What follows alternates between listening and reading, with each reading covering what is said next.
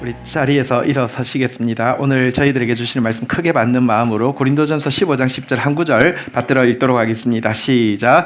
그러나 내가 나 된 것은 하나님의 은혜로 된 것이니 내게 주신 그의 은혜가 헛되지 아니하여 내가 모든 사도보다 더 많이 수고하였으나 내가 한 것이 아니요 오직 나와 함께 하신 하나님의 은혜로다. 아멘. 자리에 앉겠습니다. 오늘은 그 맥추절이라는 이스라엘의 절기를 저희들이 지키는데요. 이스라엘 백성들에게는 반드시 3번 지켜야 할 절기가 있었는데요. 이 절기는 기간이 무려 일주일입니다. 근데 그 과거에 이제 이동하는 시간까지 치면 거의 열흘 이상을 이렇게 삶에서 중단을 해야 되는 것이죠. 지금으로 치면 1년에 10일을 빼는 절기가 3번이 있었으니 먼 사람은 보름이 될 수도 있겠죠. 요즘 말로 하면 진짜 브레이크 타임이라고 할 수 있습니다. 그리고 이 세 절기, 유월절, 또 맥추절, 그리고 초막절 중에서 특별히 맥추절은 딱 중간에 해당하는 절기여서 지난 반년을 돌아보고 남은 반년을 바라볼 수 있는 지금으로 치면 이제 브레이크 타임 중에서도 하프 타임에 해당하는 그런 시간이라고 할 수 있는데요. 사실 우리 인생에도 또 우리 올 한 해에도 브레이크 타임이 필요하고 하프 타임이 필요한데요.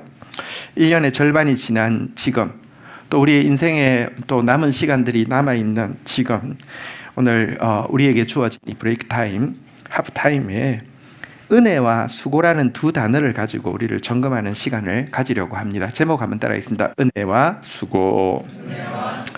자, 오늘 한 구절이지만 그 내용을 세 부분으로 쪼개서 한번 살펴보려고 합니다. 첫 번째는요, 한번 따라하겠습니다. 나의 나 된 것은 하나님의 은혜로 된 것이니. 브레이크 타임, 하프 타임 때 점검해야 되는 질문은 두 가지인데요. 첫 번째는 나는 누구인가 하는 정체성에 관한 질문이고요. 두 번째는 나는 뭐 하는 사람인가 하는 부르심에 관한 질문입니다. 나는 누구인가? 나는 뭐 하는 사람인가? 자, 그런데 우리는 본능적으로 이 두 가지 질문 중에서 먼저 떠올리는 것은 나는 뭐 하는 사람이지? 이 뭐랄까요? 부르심에 대한 그 질문을 먼저 떠올리는데요. 순서적으로는요. 나는 누구인가 하는 질문에 대해서 먼저 답을 해야 합니다. 나의 정체성에 대해서 먼저 점검해야지 나의 부르심을 점검할 수 있습니다. 그리고 이 나의 정체성에 대한 질문, 나는 누구인가에 대해서 오늘 고린도전서 15장 10절이 알려주는 답은요. 한번 따라하겠습니다. 나의 나 된 것은 하나님의 은혜로 된 것이니, 줄이면 나는 은혜 받은 자다, 이렇게 답을 하고 있는 내용입니다. 여러분, 은혜 받은 자라고 그랬는데 은혜가 무엇일까요? 은혜는 사랑인데 어떤 사랑이냐고 하면요, 그 앞에서 부끄러워할 필요가 없는 사랑, 그 앞에서 두려워할 필요가 없는 사랑, 그 앞에서 증명할 필요가 없는 사랑을 은혜라고 이야기합니다. 여러분, 사실 이런 은혜는 이 세상에 참 찾기 어렵잖아요. 사랑한다 해도 부끄러워하지 않아도 되고 두려워하지 않아도 되고 증명하지 않아도 되는 관계 잘 없습니다. 근데 이 은혜의 관계의 가장 큰 사치를 보여주는 게 부모와 자녀와의 관계인 것 같습니다. 한번 생각해 보십시오. 대부분의 부모와 자녀와의 관계에서 아이가 끙가를 했을 때 엄마가 기저귀를 갈아줄 때마다 수치심과 부끄러움을 느낍니까? 진짜 그런 경우는 거의 없죠. 또 아이가 엄마가 뭔가 맛있는 음식을 주면 혹시 이거 먹이고 나서 고아원 보내는 거 아닐까 하는 두려움을 느끼는 경우가 거의 없죠. 또 아이가 몇 번 반복해서 기저귀도 갈아주고 맛있는 것도 주고 한 막 3번씩 막 반복되고 나면 스스로 나도 눈치가 있는데 이런 걸 받을 자격이 있음을 스스로 증명해야 될 때가 온 것 같구나, 이렇게 아이가 자각이 팍 오나요? 그렇지 않잖아요. 그죠? 여러분, 이런 관계를 은혜 관계라고 합니다. 근데 사실은 부모는 그렇지 않은 경우도 있어요. 사실은 아이 막 그 기저귀 갈아주면서 막 짜증을 부려가지고요. 그게 아이에게 심적으로 되게 뭐랄까요? 수치심을 느끼게 기저에 들어가는 경우가 있다고도 하죠. 그죠? 그리고 또, 처음에는 안 그런데 나중에 어릴 때는 진짜 은혜로 대했다가 나중에는요, 본전 생각이 나서 그런지, 이렇게 계속 이렇게 뭔가, 내가 너 잘 키웠는지 증명을 받고 싶어 하는 부모도 있고요. 또 끝까지 은혜로운 부모지만 더 이상 은혜를 베풀 수 없는 경우도 있잖아요. 부모님이 죄송하지만 뭐 갑자기 이제 의식이 사라지셔서 뭐 치매가 되셔서 나를 못 알아보는 수도 있고, 아니면 또 돌아가실 수도 있고. 그래서 사실 세상 부모는 이 은혜를 계속 우리에게 줄 수가 없습니다. 그런데 하나님께서 우리가 은혜 받은 자라고 이야기하면서 무엇이라고 이야기하고 있습니까? 이사야서 49장 15절 이렇게 이야기합니다. 같이 한번 읽어볼까요? 시작. 여인이 어찌 그 젖먹는 자식을 잊겠으며 자기 태에서 난 아들을 긍휼히 여기지 않겠느냐. 그들은 혹시 잊을지라도 나는 너를 잊지 아니할 것이다. 우리 한번 따라하겠습니다. 나는 은혜 받은 하나님의 자녀입니다. 이 정체성에 대한 답변을요, 우리 인생의 중요한 하프타임마다, 브레이크 타임마다 계속 고백해야 합니다. 한 번 더 하겠습니다. 이건 아무리 고백해도 지나치지 않습니다. 나는 은혜 받은 하나님의 자녀입니다. 다시 이야기합니다. 부끄러워할 필요 없습니다. 두려워할 필요도 없습니다. 증명할 필요도 없습니다. 혹시 이렇게 생각할 수 있습니다. 그래도 내가 하나님 앞에서 수치심을 좀 느끼고 겁도 좀 먹고 자기 증명을 위해서 노력해야지 내가 좀 철도 들고 빨리 자랄 수 있지 않을까, 그래야 되지 않을까, 이제 그럴 때가 된 거 아닐까, 이런 생각할 수도 있습니다. 그런 생각하면 당장은 성장하는 것 같습니다. 그래서 내가 옛날하고 좀 다른데 이렇게 생각 들지도 모릅니다. 하지만 은혜로 말미암은 자연스러운 성장이 아닌 수치심, 두려움, 자기 증명을 통한 성장은요, 절대 유익하지 않습니다. 시간이 지나면요, 그것은 모든 것을 삼키고도 만족할 줄 모르는 블랙홀처럼 자신뿐 아니라 다른 사람도 파괴합니다. 브레이크 타임, 그것이 예를 들어 막 항상 좋아서 내가 일을 너무 잘해서 쉬어해서 쉬는 그런 경우가 아닐 수 있잖아요. 병 때문에 좀 쉬게 되는 경우도 있고요. 실직을 통해서 쉬는 경우도 있고요. 방금처럼 이렇게 어떤 문제 때문에 이렇게 휴가를 할 수밖에 없는 그런 때가 있잖아요. 그죠? 그때 항상 기억해야 됩니다. 여러분, 다시 한번 따라하겠습니다. 나는 은혜를 받은 하나님의 자녀입니다. 사실 우리의 일평생은 하나님 아버지의 은혜를 알아가는 여정입니다. 자기가 정말 하나님의 아버지의 은혜의 대상임을 알아가는 과정입니다. 그리고 각 단계마다 브레이크 타임이나 하프 타임을 통하여서 우리에게 주시는 것은 이 은혜를 더 깊이 깨닫게 하는 것입니다. 오늘 우리 맥주절에 먼저 나는 누구인가? 나는 은혜 받은 하나님의 자녀입니다. 이 질문에 대한 답변이 나의 답변이 되기를 주의 이름으로 축원드립니다. 두 번째, 오늘 본문에 보니까요, 한번 따라하겠습니다. 은혜가 헛되지 아니하여 더 많이 수고하였으나. 자, 이 제목으로 고린도서 15장 10절을 다시 한번 보도록 하겠습니다. 나는 누구인가라는 정체성에 대한 점검에서 답을 찾은 사람은 그 다음 해야 되는 질문은 나는 뭐 해야 되는 사람인가 하는 부르심에 대한 질문과 답변입니다. 그리고 오늘 본문에서 들려주는 여기에 대한 답변은요, 여기 무엇이라고 이야기합니까? 우리 10절 한번 띄워보시면요, 내게 주신 그의 은혜가 헛되지 아니하여 내가 모든 사도보다 더 많이 수고하였으나, 이렇게 답하고 있습니다. 한번 따라하겠습니다. 은혜가 헛되지 아니하여 더 많이 수고하였으나. 그러니까 더 많이 수고하는 자다라고 우리의 부르심에 대해서 밝히고 있습니다. 여러분, 사실 바울이 이제 쓴 편지잖아요. 근데 바울 서신에 보면 의외로 더 많이 수고한다라고 하면서 이름을 밝히고 있는 사람들의 경우가 많음을 보게 됩니다.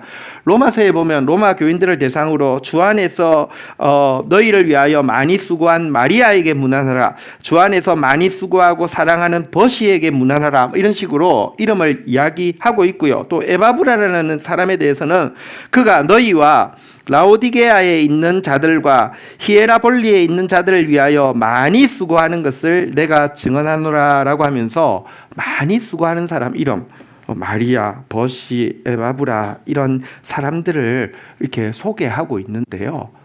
우리도 그런 사람이 되어야 된다라고 이야기하고 있는 것입니다. 우리의 이름이 하나님께서 주 안에서 많이 수고하는, 사랑하는 지연, 이렇게 불러줄 수 있는 사람인지 자기를 한번 점검해 보아야 합니다. 더 많이 수고하는 자다라고 이야기하고 있는데요. 그런데 하나님이 왜 우리를 더 많이 수고할 자라고 부르실까요? 이유가 무엇일까요? 답이 나왔습니다. 은혜로 투자했으니 이제야 본전을 뽑으시려는 것은 아닐까요? 전혀 그렇지 않습니다. 로마서 8장 17절에 보면 더 많이 수고하는 자로 부르신 이유에 대해서 명확히 알려주고 있습니다. 같이 한번 읽어볼까요? 시작. 자녀이면 또한 상속자, 곧 하나님의 상속자요 그리스도와 함께한 상속자니 우리가 그와 함께 영광을 받기 위하여 고난도 함께 받아야 할 것이니라. 영광받을 상속자가 되게 하기 위해서 더 많이 수고하게 한다, 이렇게 이야기하고 있는 것입니다. 예를 들어 보십시오. 아버지 회사가 있는데 고용된 직원이 있고 이제 그 회사를 물려받을 자녀인 상속자가 있다고 치십시다. 회사가 잘 될 때는 별로 표시가 안 날 수 있는데요. 회사가 어려울 때 더 많이 수고하는 사람은 고용된 직원일까요? 자녀인 상속자일까요? 상속자겠죠. 나머지 직원들은 뭐 할까요? 이직 준비하겠죠. 다 차이가 납니다. 하나님은 자녀인 우리가 은혜 받을 뿐 아니라 영광도 받기를 원하십니다. 우리는 은혜 받은 하나님의 자녀인 동시에 영광 받을 하나님의 상속자이기도 합니다. 이 사실을 알아야 합니다. 우리 나의 부르심에 대해서 우리 명확하게 답할 수 있어야 합니다. 한번 따라하겠습니다. 나는 영광 받을 하나님의 상속자입니다. 그리고 나는 은혜 받은 하나님의 자녀입니다, 나는 영광 받을 하나님의 상속자입니다, 이게 떨어져 있는 것은 아닙니다. 은혜 안에서 자란 자녀는요, 이 정체성이 견고하면 때가 되면 영광 받을 상속자로서 이렇게 전환이 되게 되어 있습니다. 하나님의 은혜를 제대로 누리고 자란 자녀는 하나님 나라를 제대로 이을 수 있는 더 많이 수고하는 상속자가 되게 되어 있기 때문에 그렇습니다. 자, 그런데 사실 이 두 가지 사이, 그러니까 우리의 정체성과 우리의 부르심의 균형, 사랑받는 자녀, 은혜 받은 자녀와 영광 받을 상속자의 이 균형을 이루는 게 너무 중요한데요. 많은 신자들이 균형을 못 이루고 있습니다. 정체성은 있습니다. 나는 사랑받는 자야. 그런데 부르심은 붙잡지 않습니다. 이런 사람은 비유하자면 배는 배인데 항구에만 항상 정박되어 있는 배입니다. 또 반대의 경우도 있습니다. 부르심은 철저하게 붙잡습니다. 나는 더 많이 수고해야 될 자라고, 나는 영광받을 하나님 자녀라고. 그런데 정체성은 놓아버립니다. 나는 하나님의 사랑, 은혜 받은 자녀라는 사실, 이거 놓게 되면 배는 배인데 침몰하는 배에 해당합니다. 많은 신자들이 항구에만 머물러 있는 배거나 나갔다고 하면 무조건 침몰하는, 좀 가다가는 침몰하는 배가 되어 있습니다. 나는 아무것도 할 필요가 없어, 나는 있는 내 모습 그대로 충분해 하면서 자기 위로만 하는 신자가 있는가 하면, 일하고는 나는 작은 일 하나도 제대로 하는 것이 없어, 난 살 가치가 없는 인간이야 하면서 자기 비하만 하는 신자, 그러니까 자기 위로만 하는 신자, 자기 비하만 하는 신자, 이 두 부류가 있지, 이게 두 개가 같이 균형을 이루는 신자를 찾아보기가 참 힘든다는 것입니다. 그런데요, 우리가 정말 나는 하나님의 은혜 받은 자녀입니다 라는 고백에 나는 하나님의 영광 받을 상속자입니다라는 고백이 합쳐지게 되어지면 이것은 마치 여러분 명품 바이올린 있잖아요, 그죠? 뭐 스트라디바리 같은 이런 명품 바이올린의 소리와도 같다라고 주중에 읽었던 한 작가는 묘사를 하고 있었습니다. 명품 바이올린의 소리에 대해서 그분이 묘사해 놓은 거 보고 바이올린을 잘 모르지만 그렇겠구나 이런 느낌이 들었습니다. 이렇게 묘사하더군요. 명품 바이올린은 소리가 부드러운데 동시에 명쾌하답니다. 기본기에 충실해서 안정감을 주는데 동시에 자기만의 카리스마, 개성 있는 소리를 마음껏 뽐낸답니다. 그래서 그 음표 있잖아요, 그죠? 피아노, 뭐 포르테 같은 게 있잖아요. 피아노로 연주하는데 깊은 울림이 있어서 공간 전체를 채우고도 남음이 있고, 포르테로 연주하는데도 부드러워서 귀가 따갑지 않다 이렇게 묘사해놨는데 그래서 비싼 거구나 약간 느낌이 왔습니다. 근데 그분이 하는 말이 신자가 하나님의 자녀로서의 정체성과 하나님의 상속자로서의 이 부르심이 하나가 되어질 때 이런 소리를 내는 신자가 될 수 있다고 이야기를 하더군요. 여러분, 바이올린 소리가 둔탁하거나 날카로운 소리를 내면 좋은 바이올린 아니잖아요. 불안하거나 틀에 박힌 소리만 내도 좋은 바이올린 아니잖아요, 그죠? 이렇게 힘없는 야금, 또 천박한 강음만 흘러나오는 바이올린도 명품 바이올린이 아니잖아요. 우리 하나님은 우리를 진짜 스트라디바리 같은 그보다 더한 악기로 만드셨는데요. 두 개가 균형을 이루어야 되는데 문제는 더 많이 수고하는 사람은요, 이 같은 균형을 잃어버리기가 너무 쉽다는 점입니다. 신자 중에 하나님 사랑받는 사람이야 하면서 아무 일 안 하는 사람은요, 그냥 나태한 사람인데, 문제는 더 많이 수고하는 사람은요, 지나친 완벽주의자가 되게 된다는 것입니다.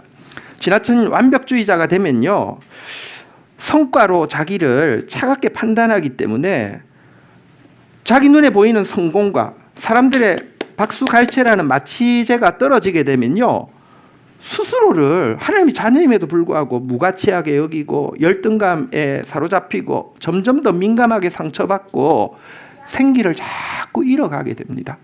또 이 완벽주의자가 되면요, 더 많이 수고하는 완벽주의자가 되면 타인에 대해서도요, 결과만 가지고 가차없이 판단하기 때문에 그들이 시행착오를 통해서 배울 수 있는 기회를 기다려주지 못합니다. 매정하게 저래서 실패, 저래서 아니야, 저래서 끊어내게 되고요.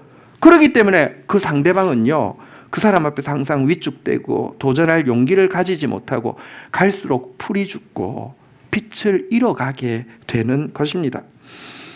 완벽주의자는요, 하나님 나라를 위해서 수고하기 위해서 완벽하려고 했는데 관계하는 사람마다 손대는 일마다 자꾸 생명을 빼앗아가는 일을 하게 되는데요. 그렇다고 하면 기껏 그는 더 많이 수고했지만 그가 한 일이 하나님의 일이 아닌 게 되고, 그의 부르심인 하나님 나라의 상속자의 모습도 아닌 게 됩니다. 왜냐하면 하나님의 일은 살리는 일입니다. 하나님 나라는 생명의 나라입니다. 사실 그래서 이게 참 딜레마입니다. 차라리 일을 안 하면, 더 많이 수고 안 하면 그냥 사람은 좋은 사람인데 더 많이 수고하면요, 완벽주의자가 되어서 자신과 남을 죽이기가 너무 쉽다는 것입니다. 이 딜레마를 어떻게 해결할까요? 오늘 고린도전서 15장 10절 마지막 부분은 한번 따라하겠습니다. 오직 나와 함께 하신 하나님의 은혜로다. 자, 이 부분을 살펴보도록 하겠습니다. 더 많이 수고하는 영광받을 상속자의 부르심을 놓지 않으면서도 은혜 받은 하나님의 자녀답게 은혜로운 사람으로 설 수 있는 방법이 무엇이냐, 여기에 대해서 본문이 들려주는 답변은요, 오늘 본문에 보니까요, 한번 따라하겠습니다. 내가 한 것이 아니요 오직 나와 함께 하신 하나님의 은혜로라. 본문의 답변은 오직 은혜다라는 것입니다. 여러분, 은혜라는 것은요, 정체성에 대한 부분, 나는 하나님께 은혜 받는 이렇게 하나님 자녀입니다, 여기에만 해당되는 게 아닙니다. 여러분, 우리의 부르심에도 사실은 은혜가 결부되어 있었습니다.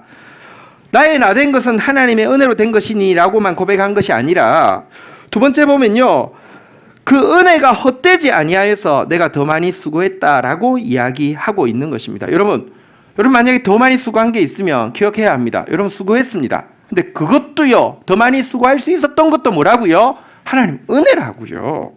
여러분, 더 많이 수고한 결과 여러분 당연히 영광을 받을 수 있을까요? 그렇지 않습니다. 더 많이 수고했다는 것은요, 하나님이 은혜로워서 더 많이 시행착오를 거칠 수 있는 기회를 주셨다는 것입니다. 다시 말하면 더 많이 수고한 사람은 더 많이 실패도 했다는 것입니다. 당연히 여러분, 플러스 마이너스 하면요, 영광을 받는 게 아니라 아무것도 없거나 세상 기준으로 보면 벌 받을 수도 있습니다. 뭐 물어내야 될 수도 있습니다. 우리가 장차 영광을 받을 수 있는 것도 은혜 때문이라는 거 여러분 꼭 기억해야 합니다. 사실 하나님께서 우리에게 더 많이 수고하게 하시는 이유는 더 많이 수고한 사람이 더 많이 제대로 은혜를 깨달을 수 있기 때문입니다. 아무리 은혜다 이야기해도 지식으로만 알고 있는 사람은 뭐 은혜다 말은 할 수 있지만 은혜가 뭔지 모릅니다. 근데 몸으로 부딪혀 본 사람은, 많이 수고해 본 사람은 진짜 은혜구나, 진짜 은혜구나 깨달을 수 있게 하기 때문에 하나님께서 더 많이 수고하게 한 것이지, 하나님 일손이 부족해서 더 많이 수고하게 한 것이 아니라는 것입니다. 여러분, 아까 제가 완벽주의에 대해서 이야기했는데, 완벽주의하고 은혜주의가 되게 비슷할 수 있습니다. 둘 다 부족을 인정합니다. 둘 다 완벽을 위해서 몸부림칩니다. 그런데 여러분 보십시오. 둘 다 부족함이 있고 둘 다 완벽을 위해서 몸부림치는데, 은혜주의자란 무엇이냐고 하면 자기의 부족을 인정하면서 완벽을 위해서 몸부림치는 자는 은혜주의자고요. 자기의 부족을 인정할 수 없어서 완벽을 위해서 몸부림치는 자는 완벽주의자가 됩니다.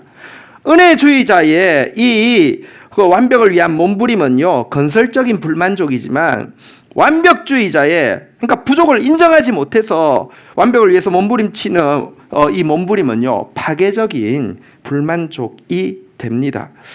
여러분, 근데 한번 생각해 보면 우리에게 항상 부족이 있다는 것은요, 계속 개선해야 될 과제가 있다는 것과 동시에 계속 하나님이 우리에게 은혜를 주실 수밖에 없는 이유도 된다는 점에서 사실 굉장히 좋은 선물이 될 수 있습니다. 생각해 보십시오. 오직 은혜라는 고백은 항상 부족이라는 것을 인정하는 것입니다. 오직 은혜 없이는 안 됩니다. 이 말은 내가 항상 주님의 은혜를 필요로 하는 부족을 인정하는 것인데요. 한번 생각해 보십시오. 두 가지 중에 하나가 고를 수 있다고 하면, 하나님의 은혜가 있어야만 하는 항상 부족이 있는 상태와 하나님의 은혜가 없어도 되는 이제 완전해진 상태 중에서 둘 중에 하나만 고르라고 하면 무엇이 축복이 되겠습니까? 비록 부족이 있어도 하나님의 은혜가 있는 게 1000배 만배 나은 축복입니다. 나 이제 어느 정도 완벽해서 하나님 은혜 없어도 될 것 같아요. 저주입니다. 그래서 부족이 항상 있다는 거, 그리고 그 부족을 항상 받아들일 수 있다는 거, 이거 축복이고요. 이런 사람은 은혜주의자인데요. 너무 많은 사람들이 부족을 인정하지 못하기 때문에 완벽을 위해서 몸부림치는 거, 이거는 완벽주의자가 되어서 많은 사람들을 파괴한다는 것입니다. 여러분, 또 생각해 보면 모든 면에서 완벽한 사람이 된다는 게 다 좋은 것은 아닙니다. 생각해 보십시오. 진짜 모든 면에서 완벽합니다. 능력도, 인격도, 뭐 배경도, 건강도 모두 완벽하다고 하며 그 사람에게 다른 사람을 헤아릴 수 있는 은혜가 들어갈 여지가 있을까요? 죄송하지만 없습니다. 그 사람 잘못 아닙니다. 이해가 안 되는데 어떡해요? 하면 되는데 왜 안 해? 근데요, 모든 게 완벽해도 그의 마음에 은혜로운 마음이 없다는 것은 하나님의 마음이 없다는 것이죠. 한번 생각해 보십시오. 완벽한데 하나님의 마음이 없는 존재가 누구입니까? 사탄입니다.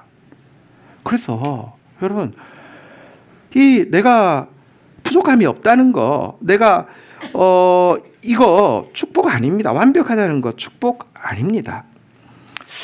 여러분 사실 이제 선을 두 개를 놓고 설명을 하자면 선 중에서 곡선과 직선 중에서 완벽한 선은 직선이라고 할 수 있습니다. 직선은 그냥 쫙 꺼지는 것이니까요.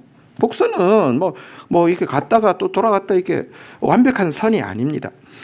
그런데 사실 우리 인생은요, 완벽한 선인 직선이 아니라 굴곡진 선인 곡선입니다. 곡선도 이렇게 가는 곡선도 아니고요. 이 보면 이렇게 나사처럼 이렇게 나선형처럼 계속 이렇게 합니다. 다시 말하면 올라갈 때가 있으면 내려갈 때가 있는데 한 번 시행착오를 거치면 다시는 안 거칠까요? 아니요. 나선형은 보면 이렇게 올라갑니다. 겹치는 데가 계속 있습니다. 몇 번, 아니 수십 번도 이렇게 반복하는 선입니다. 그래서 곡선은요, 완전한 선이 아니고 직선이 완전한 선입니다.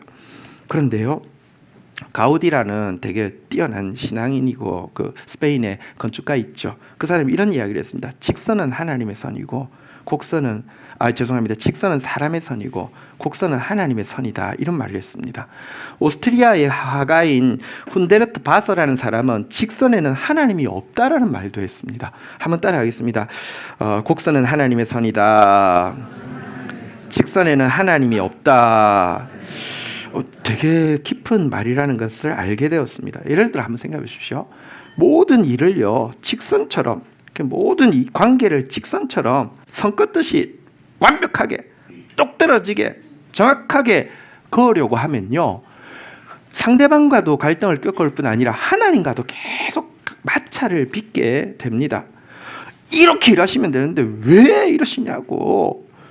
점점 하나님을 향해서도 아니 당신은 곧은 선을 그걸 능력이 없는 것 아니냐고 분노하게 되고, 하나님 이렇게 하시면 된다라고 가르치려고 하게 되고, 그러면 결국 하나님 없습니다. 하나님 떠나게 됩니다. 제가 사실은 이제 매주 설교를 하는데, 설교를 할 때마다 이 부담감과 기대감이 동시에 있고요. 왜냐하면 하나님 말씀을 주시지 않으시면 사실 참 이거 이 자리가 이렇게 하는 시간입니까? 그러니까 하나님 말씀 주시지 않으시면 안 된다는 두려움이 있지만, 또 하나님 항상 말씀을 주시니까 기대감이 더 큽니다. 그리고 사실 매주 말씀 받는 게 너무 기쁘면서도 힘들지 않았던 것이, 우리 GT를 쭉 하기 때문에 그 다음 하나님 무슨 일 하기를 원하니까 뭘 준비해 이렇게 말씀 받기가 되게 쉬웠습니다. 근데 어저께 설교 준비하는데 너무 어려운 거예요. 이거 도저히 모르겠어요. 그 이유를 생각해 보니까, 지금까지 설교는 앞으로 뭐 하면 되고 무슨 말씀하고 앞으로 나가는 건 되게 쉬운데, 백주절이니까 한 해를 돌아보면, 그러니까 갑자기 선이 직선이 곡선이 되니까 약간 멘붕이 와가지고요. 뭐 하지? 그러니까 뭘 하라는 거지? 되게 이렇게 어려운 시간이었습니다. 근데 어려운 시간이니까 그동안 설교자가 나는 하나님 말씀 전하면 됐는데 내 정체성에 대해서 사실 돌아볼 시간이 별로 없었는데, 어려우니까 되게 앉아서요, 권지현은 누구지? 권지현은 하나님 앞에 어떤 존재지? 어려우니까 되게 많이 생각하는 시간을 가지게 됐습니다. 그래서 내가 나도 진짜 직선을 좋아하는 사람이지 곡선을 좋아하는 사람이 아니구나 되게 많이 느끼게 되었습니다. 여러분 사실 저하고는 비교할 수 없이 직선 좋아하는 사람이 누구였을까요? 바울이죠. 바울 완전 직선주의자 아닙니까? 여러분 마가가 같이 1차 선교 여행 갔다가 힘들다고 도망가고 나니까 끊어버렸어요. 근데 이 마가를 바나바가 두둔하니까, 바나바는 자기한테 사실 은인이잖아요. 바나바도 끊어버렸어요. 이거 용납이 안 되는 거예요. 완전 직선주의자예요. 그런데 여러분, 그가 시간이 지날수록 자기의 부족함은 더 커 보이고요. 더 커 보여서 고민하고 갈등하다가 부족한 게 은혜라고 받아들이고, 네가 부족한 그때 내가 강하다는 말씀을 받아들이고, 그러고 나니까 사실 오늘 본문에 보니까요, 제가 세 개로 나누었잖아요. 세 개 다 뭐가 들어갔습니까? 은혜라는 고백이 들어갔습니다. 다시 한번 따라해 볼까요? 내가 나 된 것은 하나님의 은혜로 된 것이니 은혜가 헛되지 아니하여 더 많이 수고하였으나 오직 나와 함께 하신 하나님의 은혜로다. 네. 나는 은혜 받을 하나님의 자녀입니다. 나는 영광 받을 하나님의 상속자입니다. 그런데 결론은 오직 은혜입니다. 은혜 없이는 안 됩니다. 이 고백이 있다고 하면, 사실 그런 고백이 있었기 때문에 바울의 소리가 날카로운 소리가 아니라, 아니면 또 그런 고백이 있었기 때문에 바울의 소리가 그냥 천편일률적인 소리가 아니라 진짜 명품 바이올린 같은 음률로 우리에게 울림을 주는 것입니다. 모든 것이 은혜입니다. 오직 은혜입니다. 이 고백, 오늘 우리 올해의 하프타임, 또 우리 여러분들의 인생의 브레이크 타임에 하나님 앞에 고백할 수 있는 시간이 되기를 축복합니다. 자리에서 일어서시겠습니다. 우리 같이 한번 우리 자녀들과 함께 고백하며 나가도록 하겠습니다. 은혜 고백하겠습니다.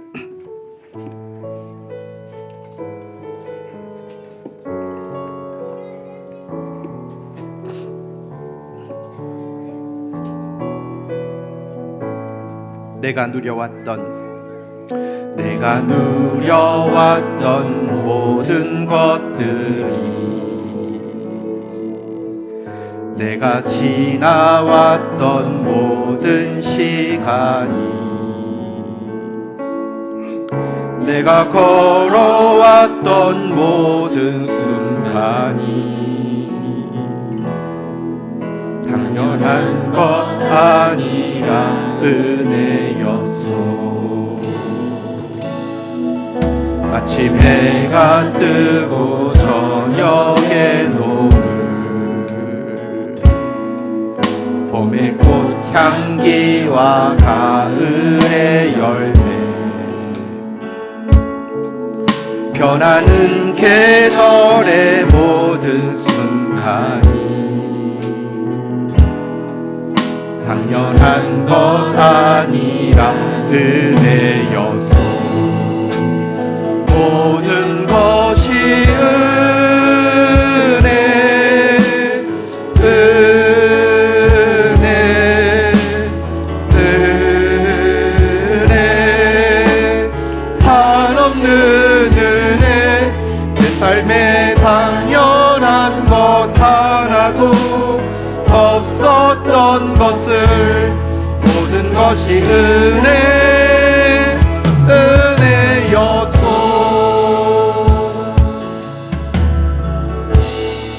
내가 이 땅에 태어나 사는 것, 어린 아이 시절과 지금까지 숨을 쉬며 살며 꿈을 꾸는 삶, 당연한 것 아니라 은혜였어.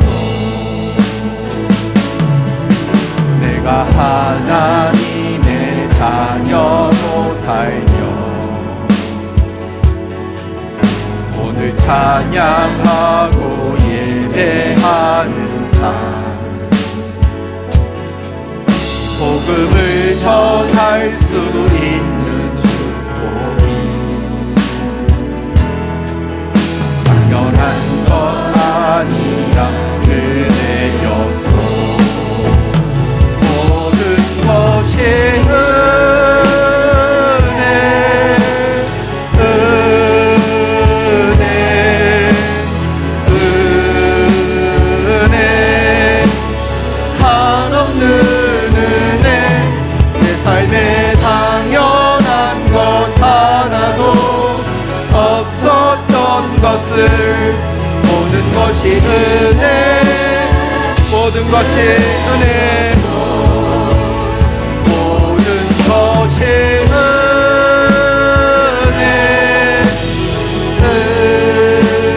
은혜, 은혜, 한없는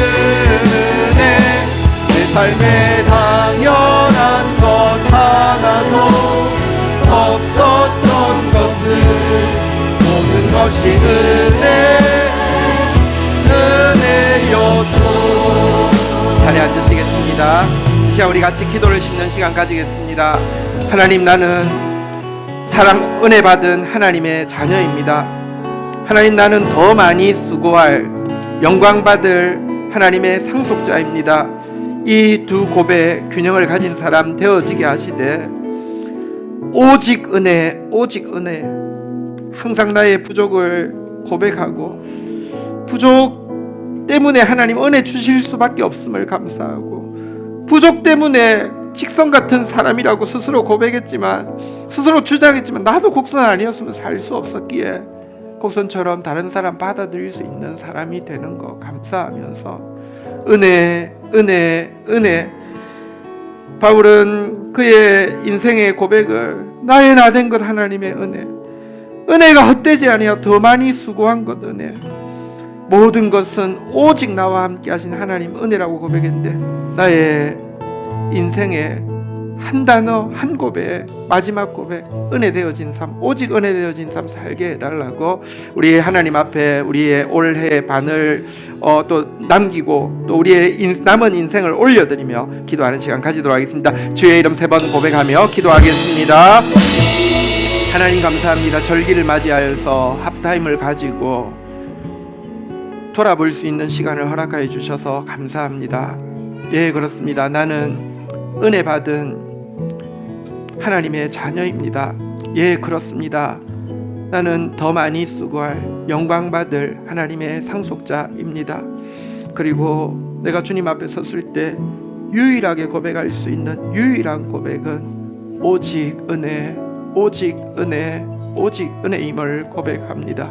약할 때 강함이 되시는 주님, 우리의 부족을 항상 인정하면서 부족하기 때문에 주님 은혜 주실 수밖에 없고, 부족해서 우리 주위에 있는 사람들도 품을 수 있게 됨을 감사하면서 나가다가 우리를 통하여서 정말 깊은 울림이 있는, 정말 아름답고도 부드럽고도 명쾌하고도 정말 활달한 하나님의 생명의 음악이 흘러가는 하나님의 악기가 되어질 수 있도록 은총을 베풀어 주시옵소서.